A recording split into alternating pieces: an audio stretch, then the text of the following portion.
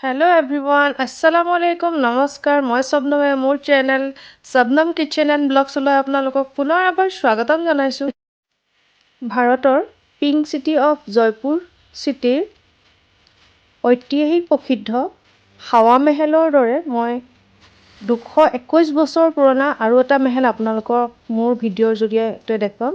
ভিডিঅ'টো শেষলৈকে চাই থাকিব। এই মেহেলটো হ'ল জয়পুৰ চিটিৰ জয়পুৰ আৰু আমিৰ ৰোডৰ মালসাগৰ হ্ৰদৰ মাজত অৱস্থিত জলমেহেল। এই ৰোডটোৱে হ'ল জয়পুৰ আমিৰ ৰোড। এয়াই দেখিছে জলমেহেল, মালসাগৰ হ্ৰদত অৱস্থিত। এয়াই হ'ল জলমেহেল। এই মেহেলটো 1799 চনত ৰজা ছাৱাই জয়সিঙে নিৰ্মাণ কৰিছিল। এই মেহেলটো বনোৱাৰ আগত ৰজাই জয়পুৰৰ জলপূৰ্তিৰ কাৰণে গৰ্ভৱতী নদীত বান্ধ মাৰি মালসাগৰ হ্ৰদ বনাইছিল। তাৰ মাজত জলমেহেল নিৰ্মাণ কৰিছিল। আৰাৱলী পাহাৰৰ তলত স্থিত মালসাগৰ হ্ৰদৰ মাজভাগত অৱস্থিত হোৱাৰ কাৰণে ইয়াক আইবল বুলিও কোৱা হয়।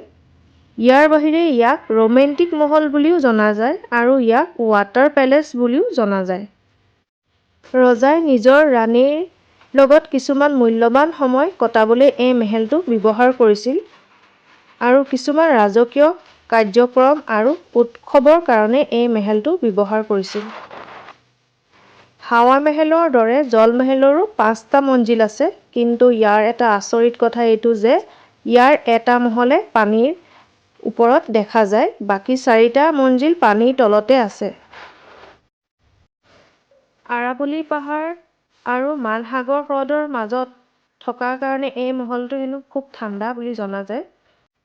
জলমেহেলৰ ভিতৰত যিখন নাৰ্চাৰী আছে তাত বোলে 1 লাখতকৈ অধিক গছ-গছনি আছে। আগতে জলমেহেলত যাবলৈ ব'টৰ ব্যৱস্থা আছিল, বৰ্তমান এই ব্যৱস্থা বন্ধ কৰি দিয়া হৈছে। মালসাগৰ হ্ৰদটোত চৰকাৰে কিছুমান মাছ মেলি দিছে। দেখিছেনে মোৰ ভিডিঅ'ত? এয়া জয়পুৰৰ ফেমাছ জলমেহেলৰ হিষ্ট্ৰীৰ বিষয়ে মই যি অকণ জানো তাকে আপোনালোকৰ মাজত শ্বেয়াৰ কৰিলোঁ। মোৰ ভিডিঅ'টো চাই কেনেকুৱা পালে কমেণ্ট বক্সত জনাব আৰু আপোনালোকৰ বন্ধুবৰ্গৰ মাজত মোৰ চেনেলটো শ্বেয়াৰ কৰি দিব। লাইক কৰিবলৈ নাপাহৰিব, কমেণ্ট কৰিব আৰু যিসকল মোৰ চেনেলত আহিছে মোৰ ভিডিঅ'বোৰ চাই থাকে প্লিজ মোৰ চেনেলটো ছাবস্ক্ৰাইব কৰি দিব, কাষতে থকা বেল আইকনটো প্ৰেছ কৰি দিব।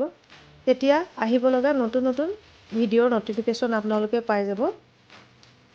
আজিলৈ আহিছোঁ, বাই বাই। পুনৰ আকৌ নতুন এটা ভিডিঅ'ত লগ পাম।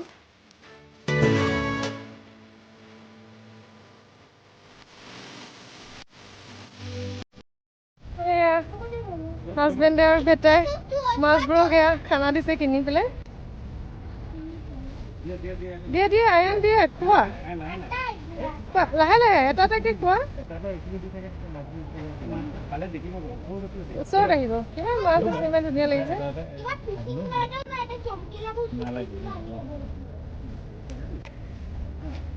দিয়াচোন,